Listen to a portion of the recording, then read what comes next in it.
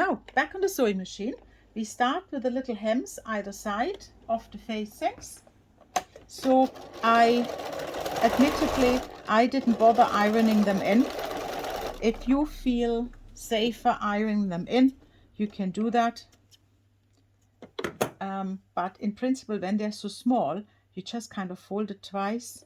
And you know how deep to make them, because that is your overlap that went beyond this side and beyond this side when you had the facing laid out. So you know how much fabric you have, how broad your hems are allowed to be.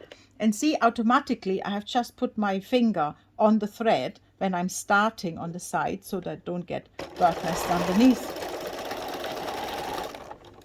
Here you are. So, and now we are ready to put it on right sides facing, and you know you need to come to the same edge here on that 1 centimeter seam allowance. So I take that pin out now, and again hold your threads, go on the 1 centimeter, so you can follow that line here. See, that's your 1 centimeter distance line on the sewing machine, so it's helping you. And don't forget, the centimeter is only valid if your needle is in the middle. So if you had moved your needle, then the centimeter is not a centimeter anymore. You have either increased or decreased the distance. So again, you won't see me pinning a lot, because I find if you realign this as you go, you're far more accurate. You just need to make sure you're always following this 1 centimeter line here, which is a bit buried in fraying thread. This 1 centimeter line on your sewing machine, like so. Make sure you're not stretching that facing, because the facing is now cut on a 45-degree angle nearly. It makes it very pliable. That's why bias binding is so pliable, because it's cut on 45 degrees as well. And again, always at about half, you tidy up the rest. So here now, after I have sewn about half, I make sure these will end up the same, and I have no raw edge apron left once the facing is on. See, put my finger there, put these fingers there. By all means, use pins. That's fine. I'm just showing you how I do it, but please do use pins. That's absolutely fine. Here you go. And see, I make sure. I'm also making sure I'm not hanging over. I don't want that either. I just want to stop in the same position, like so. Very good. See, there is no raw edge shown anywhere, and then when it's ironed over, we are just coming nicely down there. So I will sew the other side now with you, that you see this again. Again, good sides facing. Oh, little hems first. Little hems first. Fold, fold. Stitch hem, hold threads. You don't necessarily need to backstitch, because we are over sewing both ends again in the next step. So you can just rattle it here, but hold your threads, no bird nest required. So here we are, and then right sides facing, we sew it onto this side, and see the extension is down here and down here, so at least it's in the same position. So, and then again you line it up together, that there's no raw edge hanging over, whether on the facing nor on the apron. Line up to the 1 centimeter line and sew it together. You see, just always work to the end of your machine. And then from here we'll have a little look what this does. Ooh, naughty, naughty. See, I'm hanging over now. So that's real life now, reality TV. I will take that out, and I'm hanging over by the width of a hem. Do you see that? And if I would fold that over again, I would be just perfect. And then you know what, life is short, so we will just fold that over again and make ourselves a little bit more hem. we maybe also make ourselves a quick bobbin. That takes me 1 second. Oh yes, I have that color. I'm very lucky.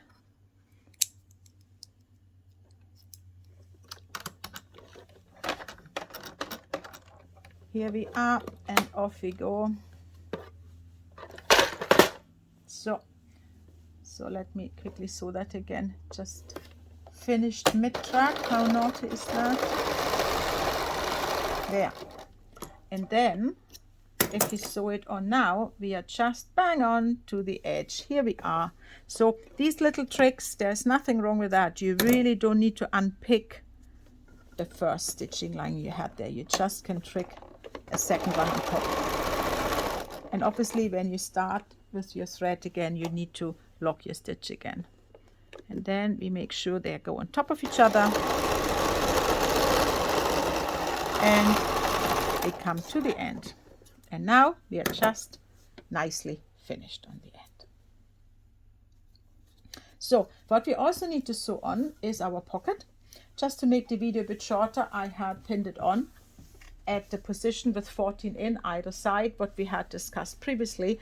Now I did say it's at 40 centimeters down from the top, but by all means, you know, if you're a bit taller or a bit shorter, pin the pocket on before you sew it and try the apron a bit for size and bend forward and see if you had anything in that pocket. Would it just all fall out because the pocket is too deep?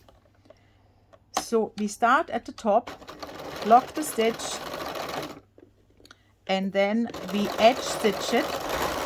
Near the edge we go all the way down, as near to the edge as you can without falling off. And then down here, there's my seam ripper. I always use my seam ripper to shove these things a bit in. See, that would otherwise stick out. That's the seam allowance from the bottom row. So you just shove that a bit under, put your finger on it, and then it won't show. And then you go to the last stitch there, put your needle down, lever up, pivot, lever back down, and then you can rattle along the bottom edge. So you will not stop and start the stitch there, you just pivot. And then you send it along the bottom.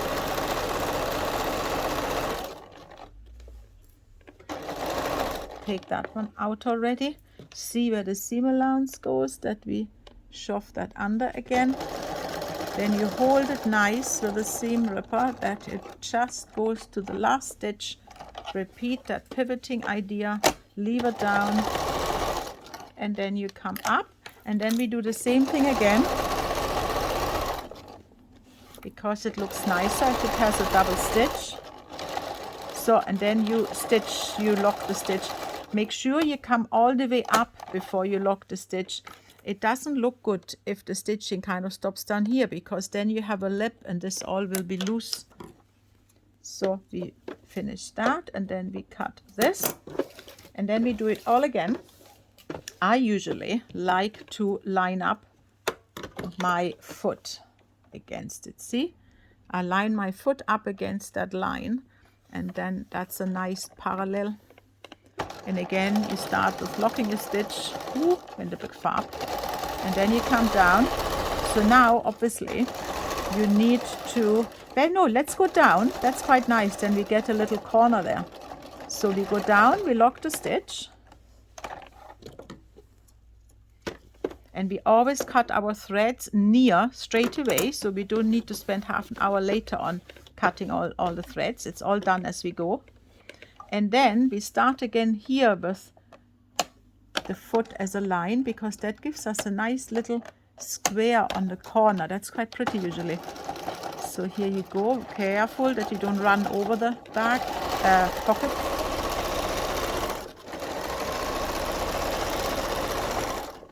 See, I'm just guiding the fabric. I'm not pulling or pushing anything. Again, we stop here, there. And then you take it out, and then we start again. So you obviously realize I'm using a contrasting thread. It's just nice. A contrasting thread will always look more elegant and more designy than if you use the same thread. So, and then you stitch it to here. And I show you quickly that nice square on the curve. See, that's this. That usually is quite pretty.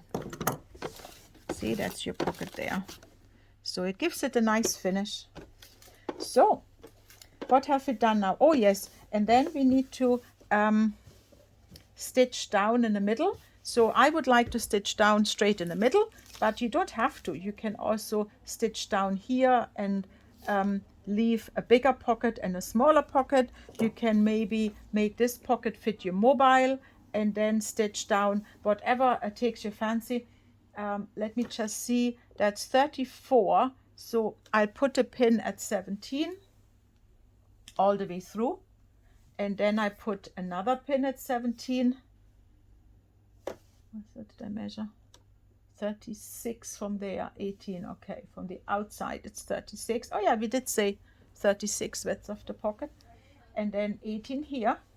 And then you make yourself a line with a vanishing marker, or you can use a Hera marker that just digs you the line in. You can use that too, whatever you would like to mark it with. I will just eyeball it down and make sure you are locking your stitch, and then you go all the way down and make sure you lock your stitch well. Here you are, that's your middle line. Again, you could equally, actually, it maybe could benefit. So now that I have afterwards decided to make a double line, I'm now annoyed that I didn't put the middle of the pocket in between the two lines, but I would say nobody will ever see that. So I just put another line in the full awareness that I'm not totally in the middle, but I think it's prettier like this. Right, so that's this sorted, and now we need to put on that strip. So remember, we had the shorter bit of the apron tape, and I have meantime prepared it and stitched it on top of each other to make it stronger. And we now just need to pin that on parallel to the pocket and 32 centimeters down, or wherever you think it should go. So just for video length reasons, again, I will eyeball it, put the pins on. I'm following a bit the weave of the fabric here, but by all means put pins, put everything you need, and you start on this side with folding it over. See, that's a bit short, we need a bit more. So we fold it over and re-stitch that line. See that we catch it with that continuous line here. That is the side of the tape that is folded, because you're folding the long length into half like this. So it looks good on this side, and on the other side we make it fit. Get rid of all these threads. So, and then that's what I get for eyeballing it. I have to take it off again and realign it. Let's do that like so, and then parallel to the pocket like so.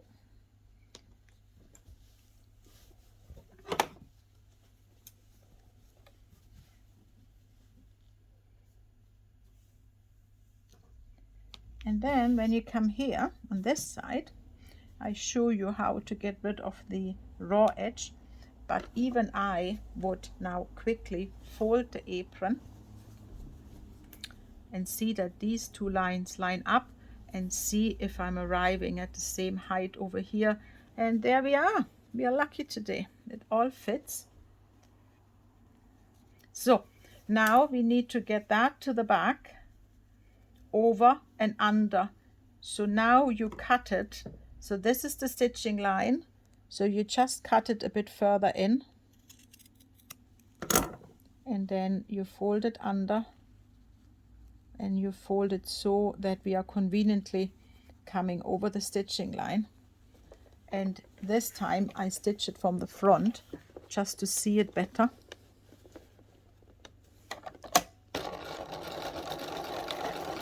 And if you wonder how I'm getting onto this whole pile of fabric, I'm physically pushing it in with my fingers. And I'm following this line here. So, and it's sewn on this side. So, now you have this. And now, what you want to do is you need to now put, sew a rectangular in here and here. And then you leave that open gap here and here, and then you sew in another rectangular in the middle. Okay, so what you do is you just repeat that stitching then for the long run, and for the short runs here it's 10 centimeters you put there. You put a 10 centimeter rectangle there either side. That will be 10 centimeter, and then for the long runs follow that stitching, and you do the same over here. You start about 2 inches in, 5 centimeters, right? So your first one is 5 centimeter in, which is here, and then you stitch down 10 centimeters further. So, and then you leave space for the cloth to be put in, and then you have another 10 centimeter rectangle there. But if I'm actually honest, looking at this, I don't think this is so good. So I think we should reduce that to 8 centimeters. I do apologize. 8 is much better. So with 5 centimeter in we started, and then we just go for 8. Otherwise there's hardly any space for the cloth to go through. Yeah, that's better. And then here in the middle, we know that this first line was our middle line. Here in the middle we do 8, so we go 4 centimeter either side from the middle. Let me find enough pins. I borrow one from here, and I borrow the middle one there, and then we have it like this. Yeah, that's much better. So see, there's your total tape. You start 5 centimeter in, do a rectangle of 8 centimeter long, then that's your where the cloth can come in, and then in the middle you have an 8 centimeter rectangle, and then this is the other bit for the cloth. Here you have an 8 centimeter rectangle, and then you have 5 centimeter on the way out. So let's do that. Take that out.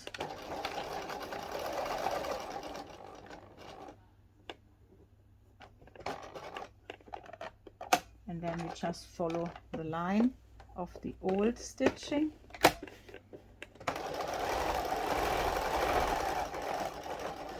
To here, go down, take the pin out. So what I'm doing is I'm turning it all the way around because that suits me better. Come up, find the old line, and then come back and close your stitch. So you do that with all the rectangles. You don't need me you don't need to watch me for that. I can do that, and we meet again on the iron board then to iron over our facings. Thank you very much.